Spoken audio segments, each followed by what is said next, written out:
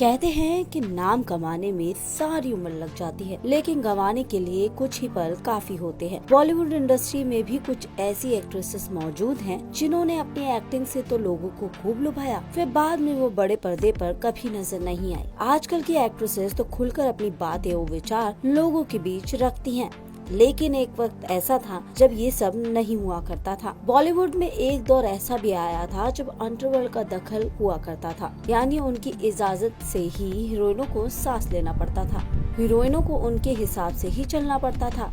इसी वजह से कुछ एक्ट्रेसेस का करियर खराब हो गया तो कुछ कहाँ गायब हुई किसी को पता नहीं चला।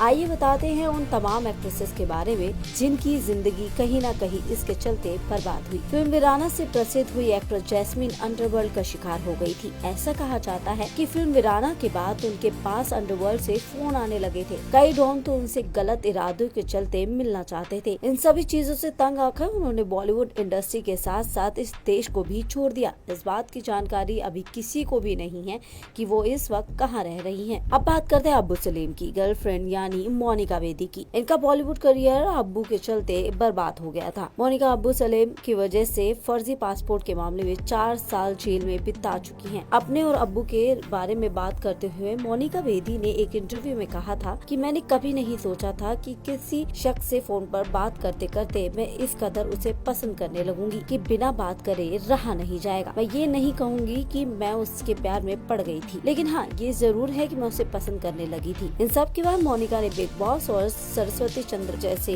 टीवी सीरियल में काम किया था। मंदाकिनी फिल्म राम तेरी गंगा मैली से हिट हुई मंदाकिनी 90 के दशक की टॉप एक्ट्रेसेस में से एक थी। अंडरवर्ल्ड डॉन दाऊद इब्राहिम के साथ रिश्ते के चलते डायरेक्टर्स ने उनसे दूरी बना दी थी। कहा तो ये भी जाता है कि दाऊद ने इनके लिए कई फिल्में फाइनेंस की थी और डायरेक्टर्स पर उन्हें साइन करने का दबाव तक बनाया था। क्रिकेट के मैदान पर उन्हें दाऊद के साथ कई बार देखा गया था। जोरदार फिल्म के साथ उनका पूरी तरीके से करियर खत्म हो गया। मंदाकिनी इन दिनों तिब्बतन योगा की क्लासेस चलाती है और वो दलाई लामा को फॉलो करती हैं। बहुत कम लोगों को ये पता है कि ममता कुलकर्णी दाऊदी के साथ रहे डॉन छोटा राजन की गर्लफ्रेंड थी। इसके बाद एक्ट्रेस का career drugs smuggler Vicky Verma और विक्रम गोस्वामी से रिश्ते के चलते बर्बाद हो गया था। विक्की और ममता भारत छोड़ के केनिया चले गए थे। इसके बाद ठाणे की एक स्पेशल कोर्ट ने 2000 करोड़ रुपए ड्रग्स रैकेट केस में उन्हें दोषी करार दिया था। इतना ही नहीं, कोर्ट की ओर से तो ममता और उनके पति को भगोड़ा तक घोषित कर दिया गया था। मुंबई के सबसे पहले डॉन कहे जाने वाले हाजी मस्तान का रिश्ता एक्ट्रेस सोना से जुड़ा था, जो कि बिल्कुल एक्ट्रेस मधुबाला की तरह नजर आती थी। आपको ये जानकर हैरानी होगी कि सोना के लिए हाजी ने कई फिल्में फाइनेंस और प्रोड्यूस की थी। हाजी मस्तान से शादी करने के बाद सोना ने अपने बॉलीवुड करियर को अलविदा कह दिया था। तो ये थी वो एक्ट्रेस जिनका कहीं न कहीं अंडरवर्ल्ड से जब नाम जुड़ा तो उसके बाद उनका करियर पूरी तरह से खत्म हो गया। ये 3 सब्जेक्ट की एक और स्पेशल रिपोर्ट। ऐसी ही बाकी बड़ी खबरों के लिए जुड़े रहिए हमारे साथ।